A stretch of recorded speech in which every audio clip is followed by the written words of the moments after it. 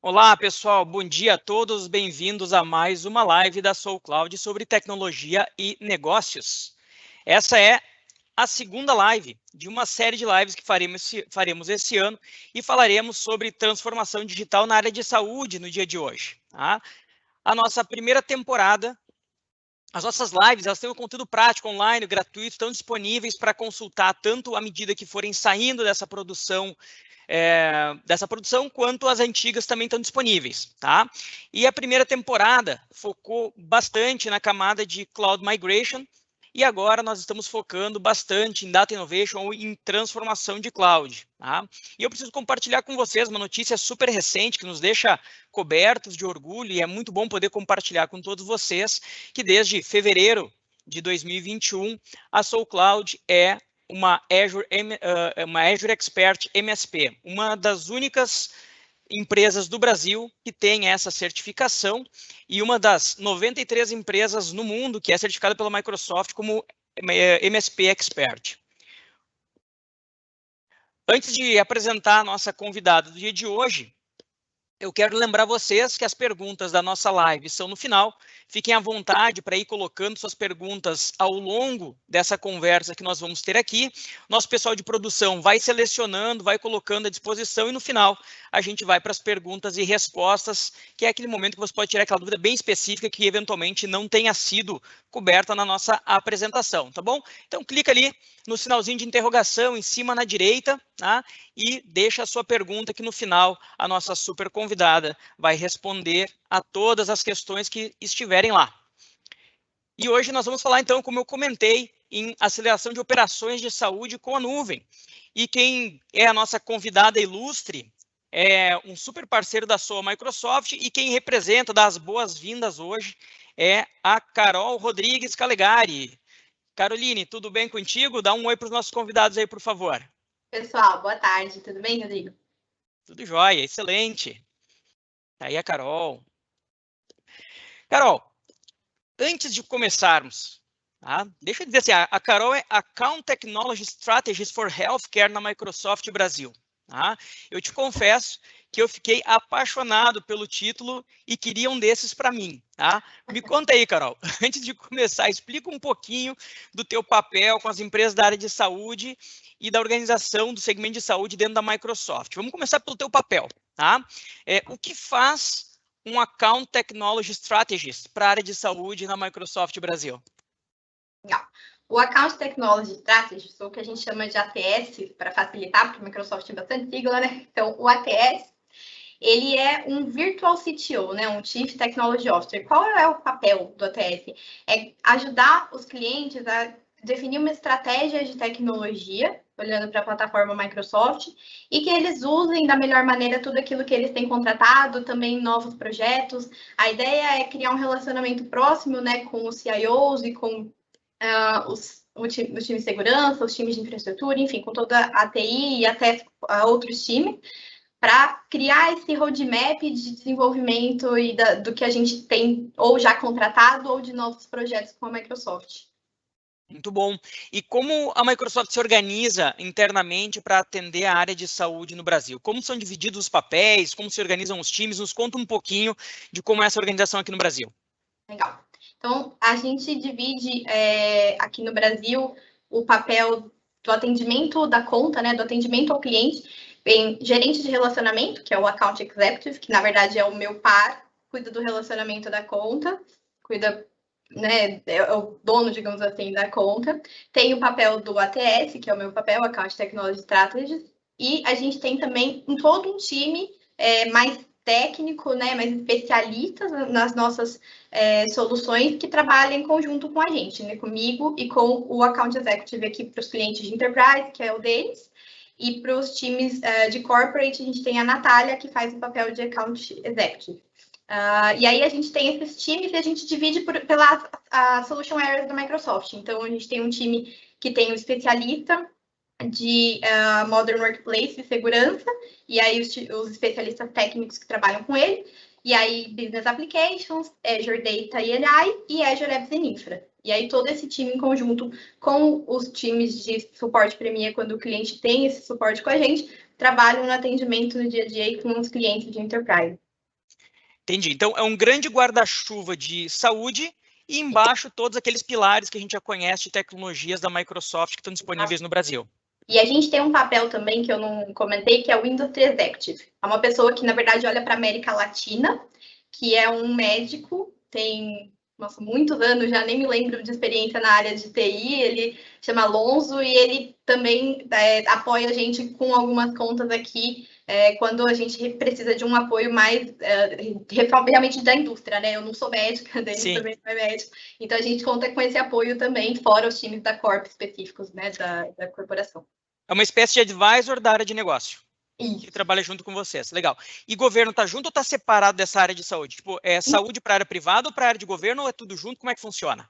Está junto. Hoje, saúde para a Microsoft fica na estrutura de governo, né, de setor público. Tanto que o diretor de governo federal e saúde, que é o meu gerente Rogério Boros, ele olha para todo o governo federal, não só para o Ministério da Saúde, contas da saúde, como também para as contas privadas de saúde, que são as que eu atendo. Hoje, eu, Carol, não atendo as contas de governo, mas a gente tem todo um time que trabalha comigo, com o Denis, que atua mais diretamente com os clientes de governo.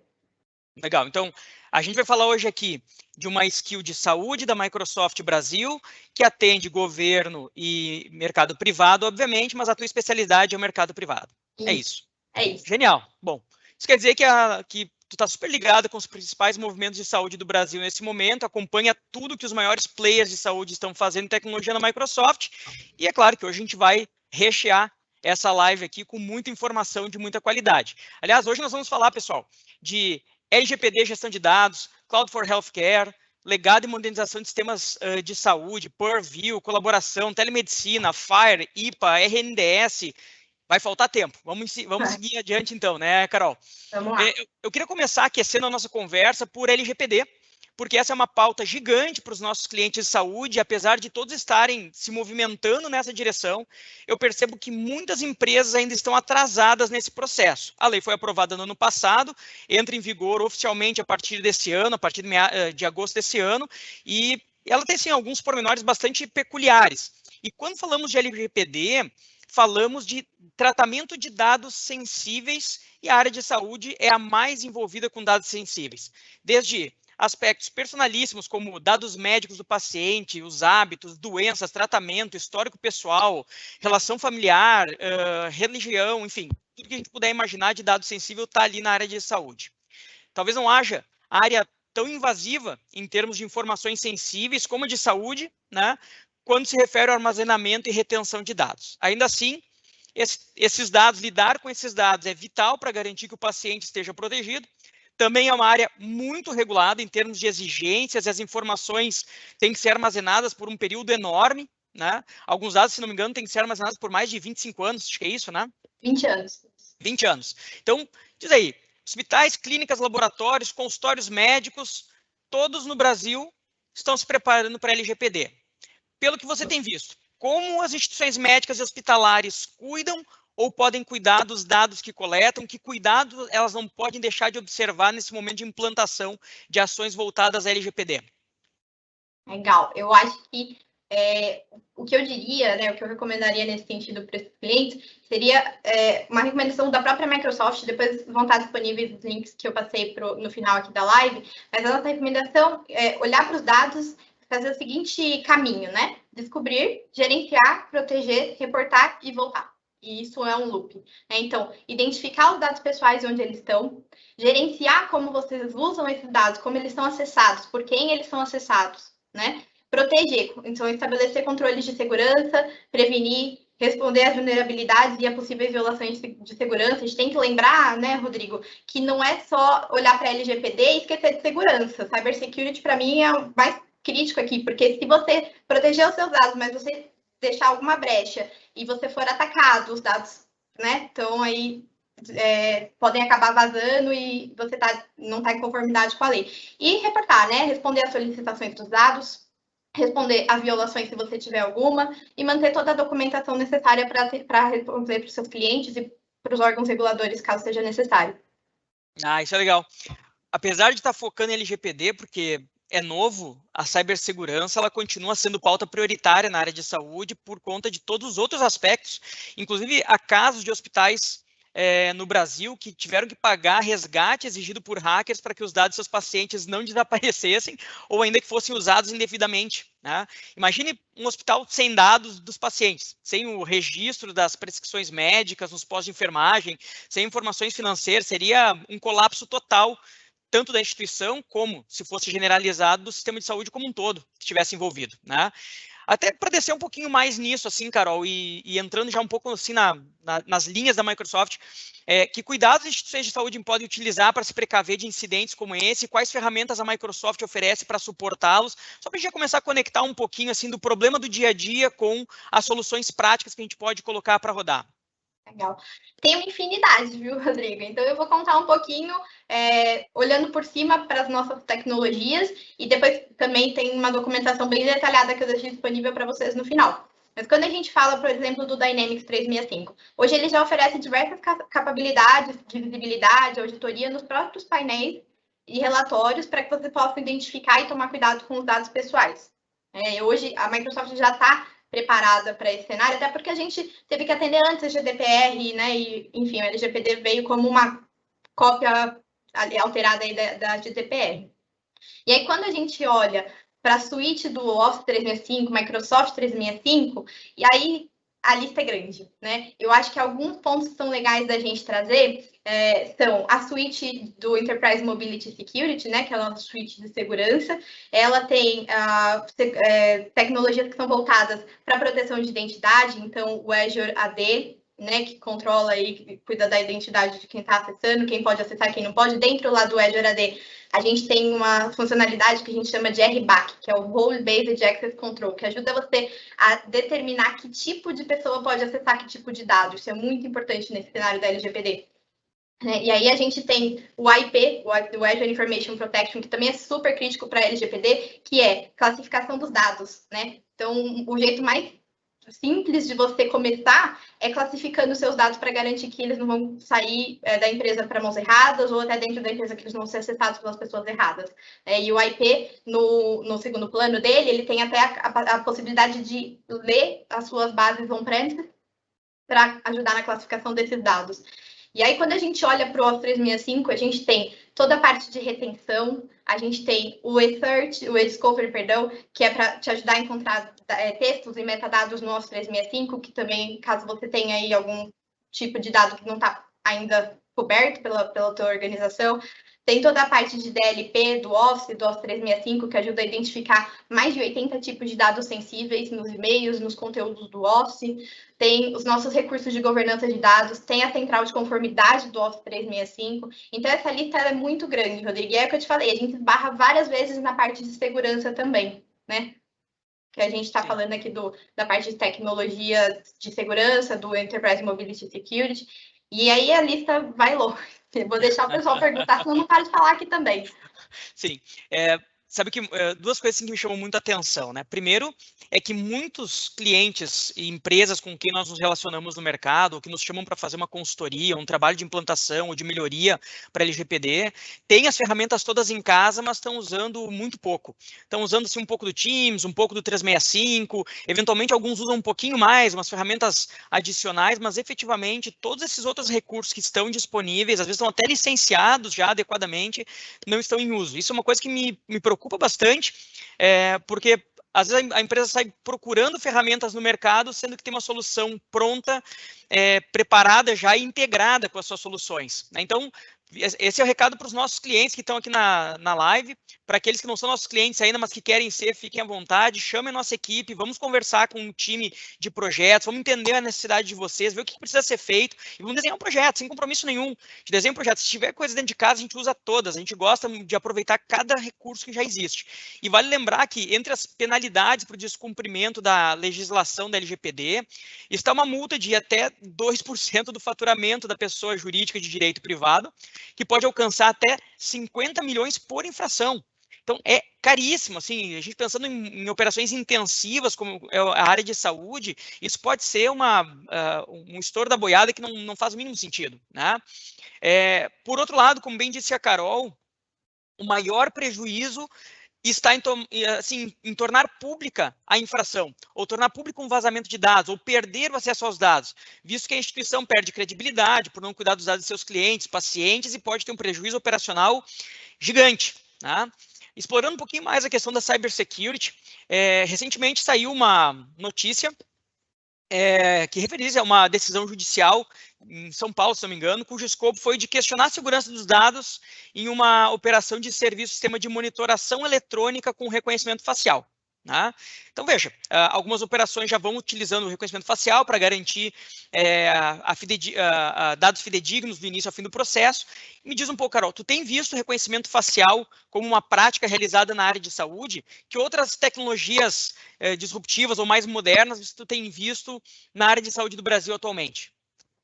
Reconhecimento facial é um tema que é bem delicado, né, Rodrigo? A gente já viu mesmo vários casos nesse sentido. Sim. Hoje aqui, pelo menos nos clientes com quem eu trabalho mais no dia a dia, é um tema que a gente trabalha, mas que não tem sido tanto foco. Mas como você falou de tecnologias disruptivas, eu queria citar uma muito legal. A gente fez até um evento há um mês atrás do HoloLens. Eu não sei se o pessoal teve a oportunidade de acompanhar, se você viu. Foi um evento onde a gente ficou 24 horas seguidas, acompanhando 12 cirurgias holográficas com 13 cirurgiões de 13 países, em que eles interagiam entre si, usando o HoloLens nas cirurgias, para acompanhar ali, né? Enfim, cada caso da cirurgia tinha um cenário e um uso do HoloLens que eles traziam ali, mas para que essa cirurgia ela fosse mais efetiva, ela fosse, enfim, aí colaborativa também com esses times conversando, e lá dentro também tem várias round tables que foram feitas falando aí um pouquinho dessa tecnologia. Inclusive, tinha um médico brasileiro, uma das cirurgias foi aqui no Brasil, que foi o Dr. Bruno Gobato. Foi bem legal, também está nos links aí para vocês verem depois esse evento aí, falando um pouquinho de disrupção, né? Muito bom. Sabe que o primeiro contato que eu tive na prática assim, com o HoloLens foi em 2017, eu acho, num Inspire da Microsoft, aquele evento global assim, para clientes. E aí o que eu fui vendo nos Inspire seguintes foi assim, uma evolução muito rápida, não só da tecnologia, como todo o aparato no entorno do HoloLens para utilizar em diversas áreas, saúde, manufatura, enfim, várias áreas diferentes. Eu fiquei muito impressionado com a velocidade com que tem evoluído o uso de HoloLens, pelo que eu tenho acompanhado da Microsoft. Tá? Vamos fugir um pouquinho desse assunto, Carol. Eu quero resgatar uma manchete de capa da revista The Economist de maio de 2017. Uma frase talvez impensável há pouco tempo, mas que hoje ela é muito verdadeira, né? Assim, dados, o bem mais valioso do mundo hoje e as novas regras da competição. Está vivendo um momento particular da criação de operações data-driven, as organizações estão cada vez mais entendendo a importância de usar bem os dados, e a área de saúde talvez seja a que tem a maior abundância de dados, justamente porque ela tem que armazenar os dados por muito tempo. Né?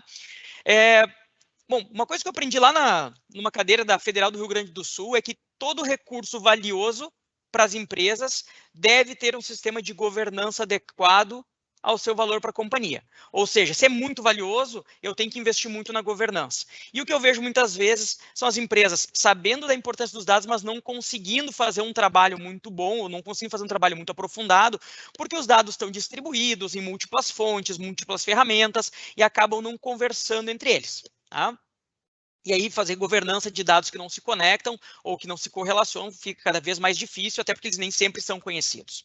Bom, na semana passada, nós tivemos, então, o Microsoft Ignite, né? Foi um evento técnico de lançamento que acontece todos os anos pela Microsoft.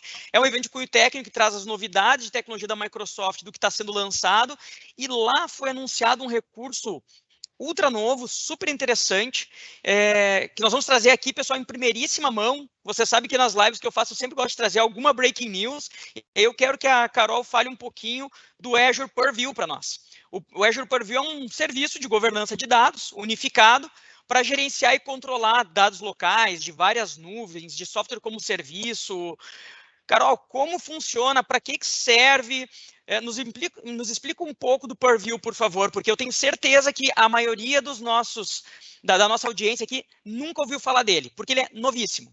É novíssimo. A gente tem começado a apresentar o Purview para os clientes, como você falou, desde o Ignite. Ele ainda está em preview, tá, Rodrigo? Então, esse é um ponto importante de colocar. Mas é muito bacana porque só antes de eu começar a explicar, eu queria fazer um link. O Purview, ele tem tudo a ver com a LGPD também, porque eu tenho todo um controle dos dados. Eu acabei não entrando na parte do Azure, da LGPD, mas eu vou entrar agora contando para vocês do Purview.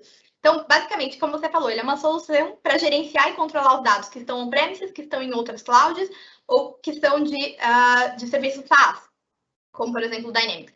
Ele descobre e classifica os dados automaticamente a partir de um scan que você roda nos ambientes, e aí ele cria um mapa unificado de todo o seu data state, de todos os dados que você tem ali na tua organização, e ele mostra toda a linhagem desses dados, o que é muito legal, né, Rodrigo? Geralmente a gente não tem um controle tão detalhado dos nossos dados, né?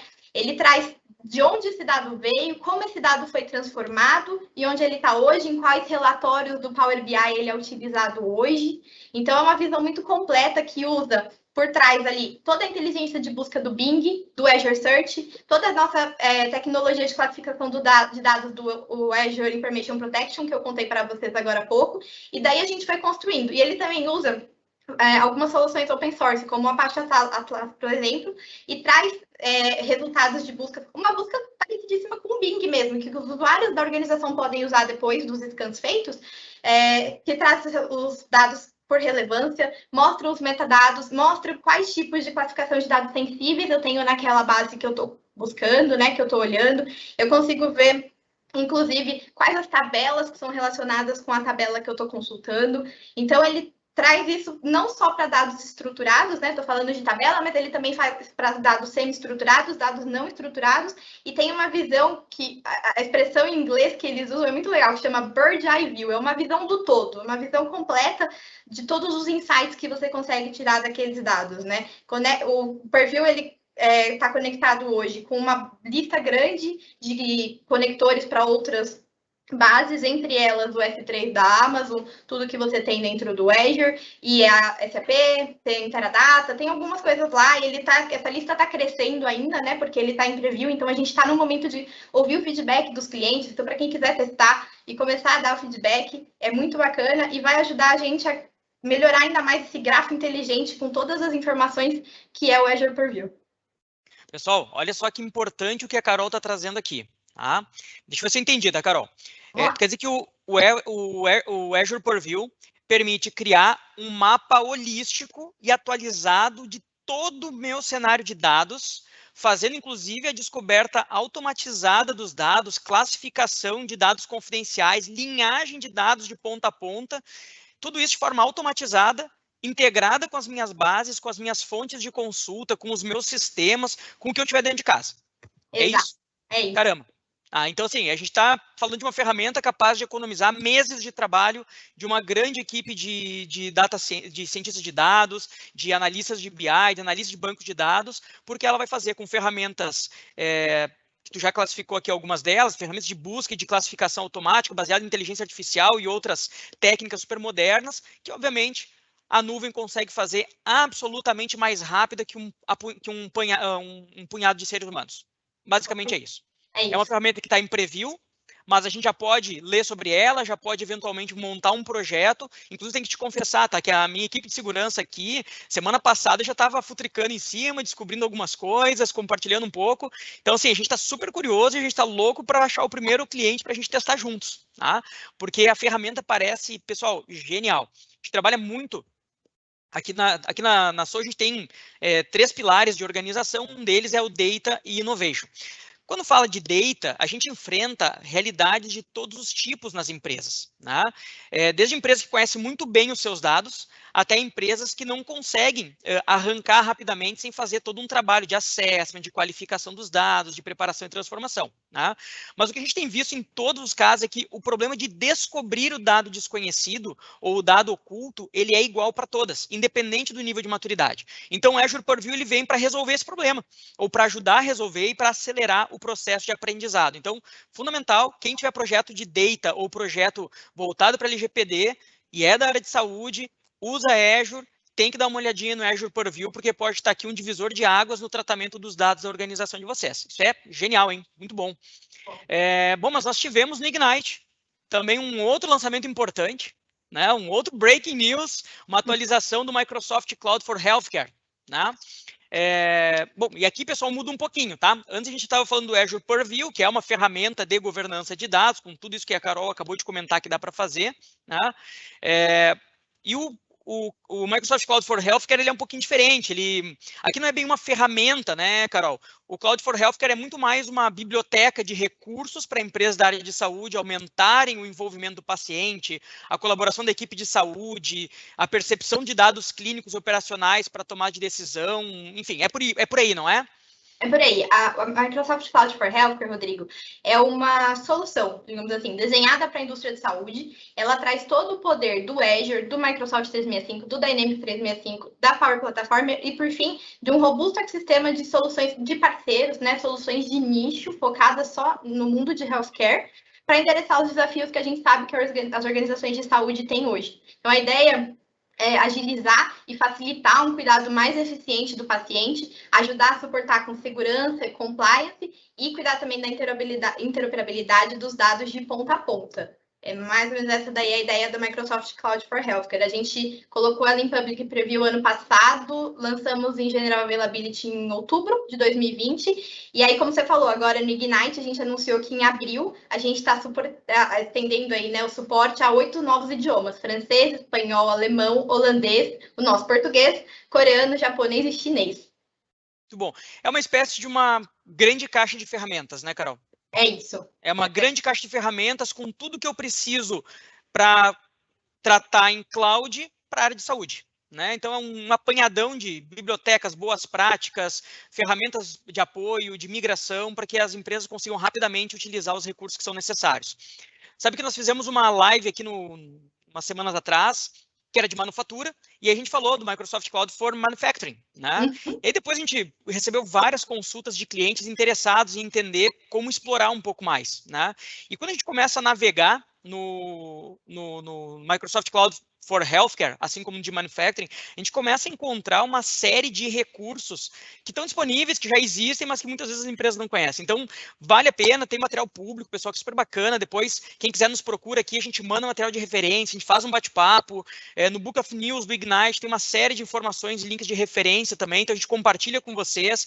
Quem quiser, pede para conversar com a nossa equipe de projetos aqui, a gente discute algumas possibilidades junto, eu tenho certeza que vocês vão se impressionar. É uma caixa de ferramentas que deixa o Batman com vergonha, tá? Porque tem muita coisa legal lá dentro. Carol, deixa eu te contar uma coisa. Eu tenho uma família grande, tá? E frequento muito, assim, clínica médica, odontológica, laboratório de exames, enfim. E recentemente eu tive uma situação de família relacionada à Covid e tive que frequentar brevemente um hospital, né? E uma coisa que sempre me chamou muita atenção é que muitos lugares ainda tem planilha de controle médico, planilha, preenchida à mão, assim, lá na enfermagem, na UTI não sei, na enfermagem, na emergência, enfim, planilha de controle médico. Isso me deixa enlouquecido, né, porque a gente trabalha com tecnologia, a gente não quer planilha em papel, né, mas, assim, em especial porque eu vejo dezenas de equipamento caríssimos, né, a diária hospitalar é altíssima e ainda assim as enfermeiras, os técnicos de enfermagem precisam preencher planilhas em papel, depois passar para o computador. Além de demorar para esse dado chegar na mão dos médicos, para eles tomarem uma decisão, ainda existe um risco de erro humano, a redução da eficiência é enorme, enfim, N fatores, né? O que nós temos feito para os clientes, assim, o que nós temos sugerido para os clientes, em muitos casos como esse, é o uso de Power Platform, em especial dos Power Apps, para automatizar fluxos operacionais repetitivos, uma vez que a própria equipe de apoio médico pode criar esses fluxos automatizados e armazenar de forma centralizada essas informações, né? E o melhor, sem intervenção da área de TI, sem que alguém da TI tenha que sentar lá, fazer todo o acompanhamento, desenhar o processo, porque o processo já existe, né? A área médica é cheia de processos e protocolos, automatizar eles e ajustar é uma questão muito simples quando a gente fala, aqui vem a palavra mágica, de ferramentas low-code, né? Faz sentido isso? Você acha que os hospitais, as clínicas deveriam usar mais ferramentas low-code para automatizar os processos? Enfim, me fala um pouco assim, do que você tem visto, o que dá para fazer, como as Power Platforms podem ajudar, a Power Platform pode ajudar com Power Apps, com Power Virtual Agent, com Power BI, como os nossos clientes aí conseguem se beneficiar dessa mega plataforma que a Microsoft disponibiliza? Rodrigo, assim, eu escutei também vários casos desses, né? E a gente vê no dia a dia, não tem jeito. É um processo, a transformação digital A gente até brinca, né, que o Covid agilizou muito ela, mas ainda tem um caminho a ser traçado. E a Power Platform, ela com certeza pode ajudar, como você comentou, né? Uma vez que todos os processos de governança ali estejam sendo seguidos, a Power Platform, ela dá muito poder na mão dos usuários, né? Ela tira essa dependência do time da TI, tira também não só a dependência do time usuário da TI, mas também o peso da TI, né? A gente sabe que hoje a TI, ela está sobrecarregada, né? E a ideia da Power Platform é realmente low code, no code, arrastar a caixinha e montar alguma coisa que vai facilitar o meu dia a dia e o dia a dia de quem trabalha comigo, ou do meu paciente, ou dos médicos, né? A gente vê bastante casos, tem vários clientes que já estão usando. Tive um caso de um cliente que fez para a área de auditoria, eles fizeram um aplicativo sozinhos, ali é o time de auditoria, e conseguiram facilitar todo o processo deles de auditoria externa, e isso, inclusive, existe um caso muito parecido com esse do meu cliente, que é um caso público da Pepsi, onde eles economizaram milhares de dólares com o processo de auditoria externa, só com o uso do Power Apps, por trás ali o Power Automate, né, que também te permite criar, vamos lá, né, para quem não sabe, o Power Apps te permite criar aplicativos, low code, no code, né, com pouco ou nenhum código, com modelos que já são pré-criados, alguns, inclusive, já tem ali encaixadinhos componentes de inteligência artificial, e aí a gente tem o Power Automate, que cria os fluxos de trabalho, então os dois geralmente andam muito juntos, né, porque às vezes eu preciso de algum fluxo, de trazer alguma informação para a minha aplicaçãozinha lá do Power Apps. E a gente tem o Power Virtual Agents também, que cria chatbots inteligentes. Dentro da Power Platform também está o Power BI, que todo mundo conhece, que traz a opção de você fazer aí os dashboards que vão trazer valor para a organização como um todo, né? E a gente está vendo bastante o aumento do uso dessas plataformas no dia a dia aqui em saúde, viu, Rodrigo? Ah, que legal. Sabe que para quem não sabe, pessoal, as plataformas low code, elas permitem automatizar esses fluxos operacionais sem a necessidade de programação de código. Acho que essa é a questão importante, né? Não tem que ser programador para fazer um fluxo automatizado. E além de muito fáceis de usar, elas são muitíssimo mais baratas do que qualquer ferramenta de RPA que vocês vão encontrar no mercado. RPA são os Robotic Process Automations, né? E mais importante, e aí eu quero chamar a atenção e é o motivo de eu ter colocado essa pergunta aqui, Carol. Boa parte das ferramentas de automação, pelo menos as mais simples, assim, as mais comuns, as mais corriqueiras, já estão incluídas nas licenças que a maior parte dos nossos clientes já tem. Eles só não estão usando, né? É uma questão de habilitar tipo assim, começar a usar, aprender. A gente pode fazer projetos juntos, assim, para criar os primeiros, mas o que eu gosto em low code é que depois que tu faz os primeiros, tu não precisa de ajuda de ninguém. Dentro de um setor onde tem 1, 2, 3 planilhas que 3 pessoas têm que preencher, tu transforma aquilo ali em 1 ou 2 fluxos automatizados que as pessoas continuam preenchendo, só que ao invés de fazer no papel e passar a limpo, pode ser no próprio celular, no smartphone, num tablet ou até no próprio computador, mas em especial é automatizado, é rápido, é simples e principalmente centralizado, com menos chance de erro e por aí vai. Enfim, aliás, até tem um caso, né, Carol, que a gente estava conversando esses dias aqui, conta um pouquinho para nós aquele caso do agente virtual de autoatendimento feito com Power Virtual Agent de um hospital do Sudeste lá. Mas não precisa dizer o nome, tá? Podemos só contar o caso. Não precisamos... Conta o milagre, mas não conta o santo. Tá, legal. A gente tem um trabalho que foi feito num cliente para acompanhamento de sintomas do Covid, na volta ao escritório, antes da coisa ficar bem pior como está agora, né? E a ideia é, usando o Power Virtual Agents e também o Power Automate ali por trás, porque ele pega as informações e leva para o Dynamics 365, a gente faz um acompanhamento dos sintomas daquela pessoa, se é que ela tem algum sintoma de Covid, ou se ela não tem, legal, ela está apta para ir trabalhar, mas se ela tem, ela vai respondendo todo um formulário de perguntas baseados nas perguntas da OMS, né, de sintomas de Covid, isso com uma árvore feita arrastando caixinha, gente, no Power Virtual Agents, usando toda a inteligência que ele tem por trás. E aí, se a pessoa ela tem realmente algum sintoma, ela é direcionada para telemedicina ou ela é direcionada direto para ir para uma emergência? Olha que legal, pessoal. O Power Virtual Agent, a gente pode traduzir ele como um fazedor de chatbot. Então, a gente sempre pensa no chatbot, aquela bonequinha do varejo, né, que faz pergunta e resposta sobre um produto, mas a gente tem que flexibilizar um pouco esse conceito, porque os chatbots, os agentes virtuais, eles mudaram muito nos últimos 2 anos. A gente tem feito alguns projetos aqui para clientes de todas as ordens.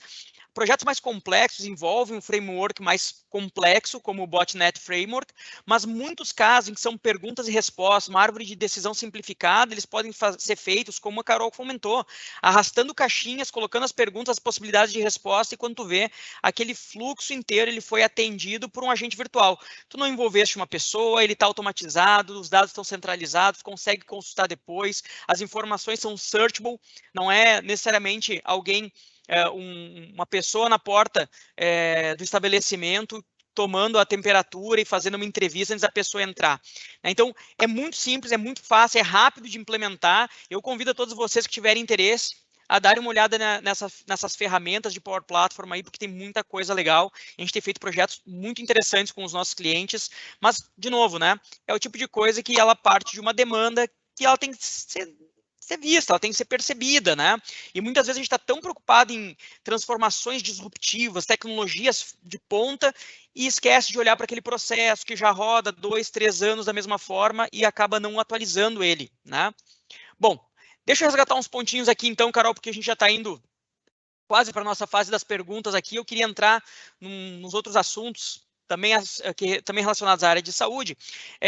Eu quero resgatar ali o Microsoft Cloud for Healthcare garante segurança de ponta a ponta, conformidade de dados, o Azure Purview faz a governança, beleza? E a interoperabilidade dos dados de saúde, como a gente consegue desenvolver isso nas empresas? Vamos falar um pouquinho aqui de FHIR, de RNDS, que é para o pessoal também poder conectar esses projetos que são do mercado de saúde com o que a gente pode fazer nos ambientes de cloud Microsoft. Legal, vamos lá. Eu vou começar explicando o que é essa sigla RNDS que você usou e depois eu vou para o FHIR. A RNDS é a Rede Nacional de Dados da Saúde. É uma plataforma de interoperabilidade de dados de saúde criada pelo DataSUS e, colocando de uma forma bem simples, a ideia é criar uma infovia de saúde, né? Unificar os dados dos cidadãos, sejam de fontes públicas ou privadas. E ela começou a rodar, né, RNDS há algum tempo, e por conta de toda essa situação do Covid, uma das coisas que surgiram vindo aí da RNDS foi uma exigência que os exames de Covid fossem enviados para o governo através aí desse canal de interoperabilidade, né, o que fez com que praticamente todo mundo aí da área da saúde tivesse que aprender um pouquinho mais sobre o FHIR, que é um padrão do HL7, chama Fast Healthcare Interoperability Resource, é uma especificação para você poder comunicar dados clínicos, dados médicos. E aí a Microsoft a gente tem, na verdade, 2 serviços. Um é o Azure, o FHIR Server, que é um open source, né? Ele é aberto e você pode usar ele no Azure, ou enfim, tá no GitHub, inclusive. E a gente tem a Azure API for FHIR, que é uma API totalmente gerenciada, baseada no padrão FHIR, né? Compliant com todas as regras aí de saúde, HIPAA, LGPD, GDPR, todas essas siglas que a gente conhece bem aqui na área da saúde, que nos ajuda aí depois, além de criar essa comunicação, né? Esse caminho dos dados rápido e seguro, também nos ajuda a, no fim do dia, trabalhar em cima desses dados para machine learning, extrair informações aí analíticas desses dados também. Muito bom. Tu falaste em IPA, queria puxar um gancho então já com esse tema, que ele é muito presente na área de saúde. IPA é uma norma que ganhou visibilidade quando houve uma série de crimes cibernéticos nos Estados Unidos, uns anos atrás. O sequestro de dados dos sistemas de hospitais provocou, naquela época, prejuízos enormes à imagem das instituições. E para quem não acompanha, não teve oportunidade, o Health Insurance Portability and Accountability Act, que é o IPA propriamente, é um conjunto de normas que organizações de saúde norte-americanas devem cumprir para proteger as informações. Né? O equivalente aqui no Brasil seria a Lei de Portabilidade e Responsabilidade de Seguro-Saúde. Né? Então, assim como a LGPD veio da GDPR, né, algumas normas da área de saúde, da ANS, por exemplo, elas vêm de outras normas internacionais. E como a Microsoft tem essa experiência global na área de saúde, é natural que ela transporte ou que ela porte para dentro da camada brasileira essa série de boas práticas, de forma que a gente consiga aplicar elas de forma mais fácil. como esse padrão, no caso do IPA, né, Carol, é adotado atualmente? Quais são as principais exigências? Como podemos automatizar, aumentar a eficiência ao adotar o padrão usando ferramentas do Azure ou do 365? Como a gente consegue acelerar o processo de adoção de uma norma como essa ou das boas práticas que ela traz? Legal. Aí, na verdade, é um tema que você falou, a gente acaba vendo muito no dia a dia, apesar de ser uma lei americana, mas como hoje a Microsoft ela atende, né, ela é HIPAA compliant, a gente consegue trabalhar, por exemplo, a Cloud for Healthcare, estou falando da Azure API Fire, estou falando também do Teams, então todos os nossos produtos, eu diria que todos, mas é bom confirmar, mas assim, todos os nossos produtos, eles estão hoje compliant, né? A Microsoft tem uma lista gigantesca de certificações de regras, enfim, de cenários como a RIPA e como a GDPR LGPD que a gente segue. Então, hoje, quando você fala em trabalhar com uma plataforma Microsoft, já é bem seguro te dizer que você está protegido, você está RIPA compliant, né? Então, assim, isso para a gente aí é um no-brainer no dia a dia, sabe, Rodrigo? É uma coisa que a gente conversa com o cliente e fala, olha, aqui a gente é IPA compliant para isso e tal, e o cliente já conhece a especificação, já sabe que é uma lei que foi criada para definir os padrões de privacidade, para proteger as informações de saúde, então já ficam até mais tranquilos para seguir os projetos. Sem contar, né, Carol, que existem formas de aplicar de forma fácil esses templates nos ambientes de nuvem, né? Então, pega um blueprint, por exemplo, de IPA, tu aplica aquele conjunto de políticas ali e rapidamente o ambiente está todo aderente às recomendações da norma, né? E aí, vem a pegadinha da pergunta, ela está no seguinte, né? O que é mais fácil, né? Aplicar um blueprint de IPA ou fazer o data center local ser IPA compliant? Aqui eu acho que tem um desafio para que muitas empresas têm que pensar, porque esse é um desafio do dia a dia, inclusive na área de saúde, né? É verdade. É o que a gente fala, né? Quando você começa a usar o Azure, você está compliant com todas as certificações que ele tem, né? Elas passam para o teu ambiente. Então, é muito mais simples, é muito mais rápido e menos trabalhoso aí para o dia a dia do que você criar isso no seu próprio ambiente, né? Isso aí. E por falar em 365, Carol, a gente foi jogado, numa época de pandemia, a gente foi jogado para home office, né? Então, as empresas que não estavam preparadas tiveram que se preparar rapidamente. Na área médica, isso acelerou muito o movimento de telemedicina, né? Porque começou a ter problemas em todos os lugares, os médicos estavam longe, não tinha médico para atender a todos os casos, porque foi absolutamente fora da capacidade de atendimento. Como estão assim os casos de telemedicina com recursos do 365? Tem caso para compartilhar? Tem alguma historinha aí legal para a gente inspirar os nossos clientes que eventualmente não estejam adotando tão bem ainda essas tecnologias e essas disciplinas? Sim, Rodrigo. A gente tem vários clientes da área da saúde aqui do Brasil que hoje estão usando o Teams para telemedicina. A gente tem um caso de um cliente que, durante os piores momentos, na verdade, agora a gente está num pior momento, mas no começo, no pior momento da pandemia lá atrás, eles fizeram um caso muito bacana utilizando o Teams e o Microsoft Bookings, que é para fazer agendamentos, né, como o próprio nome já traz. E esse cliente, o que ele fazia? Para humanizar, de fato, ali a UTI, né, o paciente está na UTI, está entubado, ele não pode conversar com a família. Então, eles faziam uma teleconsulta, por assim dizer, para o médico passar o status daquele paciente e depois colocavam ele, quando possível, né, para falar com a família usando o Teams. E esse mesmo cliente, eles usam hoje o Teams para telemedicina. Hoje, o uso do Teams para telemedicina está bem forte. E a gente tem também, hoje está em preview, uma solução chamada Azure Communication Service, ou ACS, que também vai ajudar muito nesse cenário de telemedicina, porque ele permite embutir, de forma simples, colocando aqui, tá, Rodrigo? Mas permite embutir as reuniões do Teams dentro da tua própria solução, né? Não necessariamente você vai precisar ter ali o Teams instalado para fazer uma teleconsulta, que também é super bacana. Muito bom. Carol, nem parece, mas já se vão 45 minutos da nossa conversa, o tempo está acabando. Estamos quase no final, mas antes de partir para as perguntas que eventualmente tenho aqui no nosso chat, eu quero abordar um último tema que está presente em 10 de cada 10 clientes de saúde que eu visito ou com quem o nosso time faz reuniões, tá? Que é a modernização do legado de saúde. Tá? Uhum. Quando a gente faz uma reunião com clientes da área de saúde, eu sempre entro com a sensação de que existe um estigma de que o legado não pode ser levado para a nuvem, que um sistema LIS não pode rodar fora do hospital, que o RP médico não pode ser portado para a nuvem.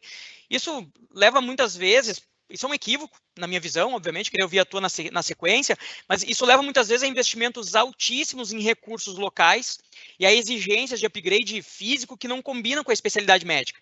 Ao invés de investirem mais em saúde, aumentar o corpo funcional, a estrutura como para atender pacientes, acabam tendo que investir muito em ativos físicos, licenças perpétuas, versionamento de software. Isso, para mim, que não sou tão ligado à área de saúde quanto você, não faz tanto sentido, né? Porque uma vez que a instituição ficar presa a ativos físicos, é impossível reagir rapidamente a uma crise pandêmica, por exemplo, né? Ou a um grande problema setorial, ou a uma característica sazonal, por exemplo, né? Quando em cloud, basta apertar alguns botões para aumentar em segundos os recursos, em caso de alguma necessidade específica, e depois volta para a condição normal quando passa aquele evento ou aquele incidente.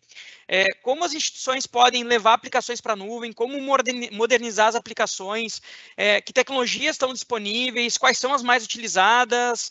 Conta um pouquinho assim, o que tu tem visto nesse tema da modernização do legado nas instituições do Brasil inteiro? Legal. Como eu comentei, né, tem aquela piadinha de quem acelerou a transformação digital da sua empresa, Covid, CIO, diretores, enfim, e a gente sabe que foi o Covid. Então, esse é um tema, assim, muito quente na área de saúde também, Rodrigo. E, assim, vai muito do teu cenário. Mas se você hoje olha para o seu ambiente e fala, nesse momento eu não tenho braço, estou no meio da pandemia, não tenho braço para falar de modernizar a minha aplicação, de refatorar a minha aplicação, uma sugestão seria começar com uma migração IaaS. Eu já tenho escalabilidade, como você comentou, né? Eu posso rapidinho aumentar os meus recursos lá para atender a minha demanda. E eu tenho também a opção de redução de custos, né? Porque a gente sabe que não é barato manter essa parafernália toda aí no on-premises, né? E aí, quando a gente fala de fato de modernizar, de levar isso para uma plataforma como serviços, aí a gente tem uma série de formas de apoiar. Uma delas, que eu acho bacana de trazer aqui, é o Azure Migrate. A gente tem uma plataforma, um serviço que fornece direções, informações, mecanismos necessários para ajudar na migração para o Azure, né? Então, ele faz descoberta de VMs, mapeamento de dependências, tem todo um conteúdo ali por trás, né? E também uma ferramenta, alguns assessments que a gente consegue fazer, que vão te ajudar a definir o seu caminho de migração, né? Ou o que eu vou levar como IaaS nesse momento, como infraestrutura, como serviço, porque estou sem braço, o que eu já vou falar de refatorar, de modernizar, de levar para uma plataforma como serviço, onde os ganhos são muito maiores também, né? Sim. Sabe que eu lembrei agora, enquanto você falava, de um caso bem interessante. É um cliente nosso, um cliente importante, com quem a gente tem relacionamento há bastante tempo. E aí ele começou um trabalho de modernização dos sistemas dele internos lá. Sistemas de gestão médica e de convênios e tudo mais. E foi muito legal, porque eles tomaram a decisão certa, assim, eles, olha, já que o nosso sistema tem um legado grande e eu quero levar para a nuvem, eu preciso portar ele da forma adequada para que isso aconteça. Ele começou a investir com a empresa de software que atendia ele em tecnologia de containers, né? Com Kubernetes e tudo mais. Só que eles erraram no conceito e desenvolveram em cima dos containers com um conceito tradicional e não com o conceito de cloud. E aí eles ficaram impossibilitados de levar aquilo para a nuvem, mesmo tendo feito um grande trabalho de transformação das aplicações. Nós entramos na jogada, fizemos todo um trabalho de refactoring ali com eles e conseguimos então levar essa ferramenta, está rodando na nuvem, eles conseguem crescer, em época de pandemia eles conseguem escalar rapidamente, porque eles adotaram os conceitos Cloud Native mesmo para o legado. Né? E aí a gente tem vários casos assim, de clientes usando AKS, banco de dados como serviço, Web Apps, aplicando data lakes e soluções de transformação de dados para ferramentas de dados que estão em bases tradicionais e por aí vai. Bom, Carol, falta 1 minuto para acabar o nosso bate-papo. Eu preciso acelerar o ponto aqui. Tá? A gente tem espaço para perguntas, mas assim, é um espaço muito curtinho aqui. Então, eu vou passar reto para o próximo passo. Deixa eu ver se tem alguma pergunta aqui que dê para responder rapidinho. Eita, não temos. Então, pessoal, eu quero aproveitar, então, esses últimos minutinhos aqui para agradecer a participação de todos vocês. Enfim, né, Carol, chegamos ao momento de despedida e gostaria de convidar... de te convidar para deixar um até logo para os nossos convidados aqui. Essa live fica gravada depois, está disponível para consulta posterior. Nosso time de marketing e de vendas ainda impulsiona ela com os nossos clientes, ela está disponível para a comunidade de uma maneira geral. Tá? Então, Carol, nossa CIO virtual para a área de saúde no Brasil, tua mensagem final, por favor. Rodrigo, vou finalizar com um anúncio que a Microsoft fez hoje, quentinho, saiu hoje mais cedo, que eu acho que vai ser muito bacana para todo mundo aqui, que é, a partir de hoje, já está disponível a zona de disponibilidade no Azure aqui para o Data Center de Brasil South. Então, zona de disponibilidade já tem os clientes que precisam de redundância, de SLA de 99,9%, são locais isolados de falhas, mas na mesma região. Isso vai ajudar aí muito os nossos clientes, principalmente na área de saúde. A gente sabe que tem toda uma demanda de dados aqui no Brasil. Então, vou finalizar deixando essa novidade quentinha para vocês, dizendo que os meus contatos estão aí. Quem quiser me procurar para conversar também, eu estou à disposição. E obrigada pelo convite. Excelente. Aqui, enquanto tu estava te despedindo, eu fui correndo aqui o chat e encontrei uma pergunta. Eu queria que tu respondesse assim, apesar de ser depois da tua despedida, nos diz aí, quais os principais erros que as empresas de saúde cometem quanto à proteção dos dados dos pacientes? Veja, não é o que dá para fazer para funcionar, é quais são os erros que eles estão cometendo. Então, essa pergunta é boa.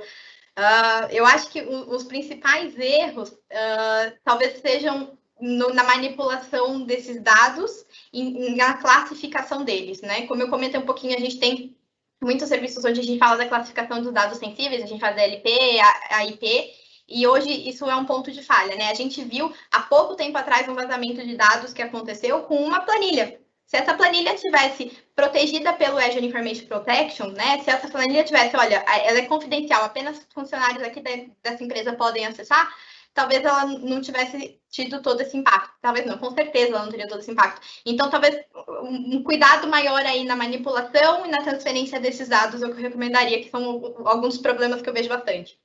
Sim. Sabe uma coisa que me chamou muita atenção, a Microsoft ela sempre se preocupa muito com a interoperabilidade das soluções dela, né, porque os clientes acabam usando mais de uma ferramenta, e com a facilidade de uso. Tu falaste já no início, falou agora de novo do Azure Information Protection. Gente, é muito simples. Tu cria as políticas das etiquetas e depois quando vai mandar um dado numa planilha, num e-mail, tu só marca, olha, isso aqui é confidencial, isso aqui é uso interno, pronto, acabou.